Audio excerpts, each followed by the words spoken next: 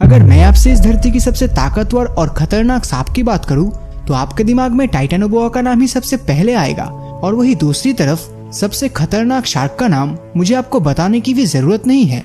अब एक सांप और शार्क दोनों ही पानी में आराम से रह सकते हैं, इसमें कोई शक नहीं है। तो इसीलिए अगर समुद्र में यही दो जानवर अगर एक साथ लड़ने लगे तो कैसा होगा। तो सबसे पहले हम मेगालोडॉन के बारे में बात कर लेते हैं। इस विशालाकाय जीव का इस धरती पर होने का सबूत हमें तब मिला जब साइंटिस्ट ने 7 इंच लंबे दांतों के एक फॉसिल्स को ढूंढ निकाला।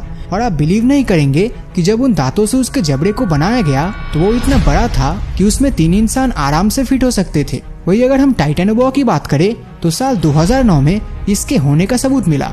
इस समय उन्हें जमीन के नीचे से 42 फीट लंबे सांप के फॉसिल्स मिले। इंसानों को जब इस सांप के बारे में पता चला तो वो हैरान हो गए, क्योंकि उन्हें यकीन ही नहीं हो रहा था कि धरती पर इतने बड़े सांप भी कभी एग्जिस्ट करते थे। मेगालोडॉन आज से 2.5 करोड़ साल पहले समुद्र पर राज किया करते थे और वो आज से 36 लाख साल पहले ही विलुप्त हो गए। और दूसरी ओर टाइटेनोबोआ इस धरती पर 6 करोड़ साल पहले से रहते थे, लेकिन वो मेगालोडॉन के आने से पहले ही इस धरती से खत्म हो चुके थे। जिसका सीधा मतलब ये है कि इन दोनों जीवों की आपस में लड़ाई कभी नहीं हुई। लेकिन क्या आपने कभी सोचा है कि धरती के सबसे बड़े सांप के साथ अगर सबसे बड़े शार्क की लड़ाई होती तो उनमें से कौन जीतता?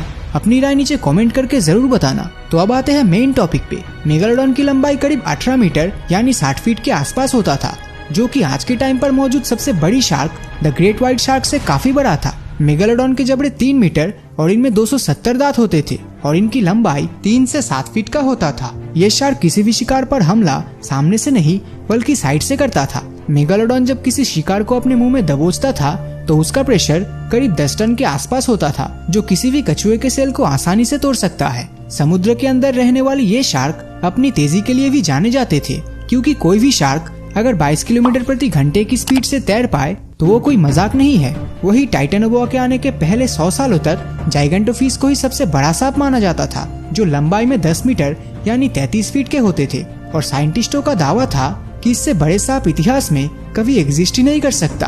पर जब टाइटेनोबोआ के फॉसिल्स को खोजा गया तो उसने दुनिया भर के साइंटिस्टों को हैरान कर दिया, क्योंकि टाइटेनोबोआ की लंबाई 42 फीट थी, जो जाइगेंटोफिश से भी 10 फीट लंबा था। टाइटेनोबोआ आज के एनाकोंडास की तरह ही दिखते थे, लेकिन आकार में उनसे बड़े और ताकतवर होते थे।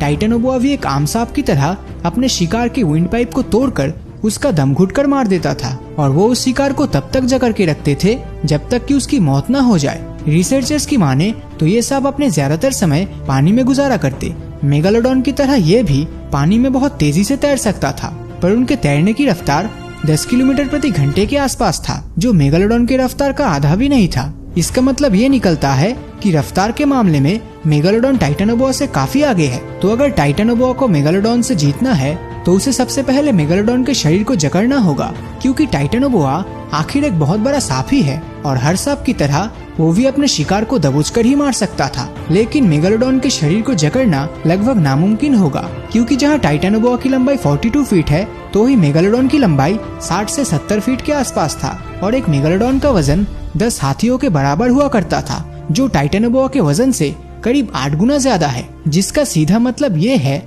कि टाइटेनोबोआ अगर मेगालोडॉन के शरीर को जकड़ भी ले तब भी उसे जान से मार पाना नामुमकिन हो जाता, क्योंकि मेगालोडॉन के लिए उसके जकड़न को तोड़ना कोई बड़ी बात नहीं होती। इन दोनों की लड़ाई में अगर देखा जाए तो टाइटेनोबोआ की लंबाई ही उसके लिए सबसे बड़ा डिसएडवांटेज हो जाता, क्योंकि इतनी बड़ी साइज होने की वजह से मेगालोडॉन के लिए उसे पकड़ना और भी आसान हो जाता, क्योंकि मेगालोडॉन उसके शरीर के किसी भी हिस्से को आसानी से पकड़ सकता था और इस केस में टाइटेनोबोआ कुछ भी नहीं कर पाता। जैसे कि वीडियो की शुरुआत में मैंने आपको बताया था कि मेगालोडॉन की बाइटिंग फोर्स 10 टन के आसपास होता था, और अगर गलती से भी टाइटेनोबोआ सिर्फ एक बार के लिए ही मेगालोडॉन के जबड़े में फंस जाए तो पलक झपकते ही उसके शरीर के टुकड़े टुकड़े हो जाते।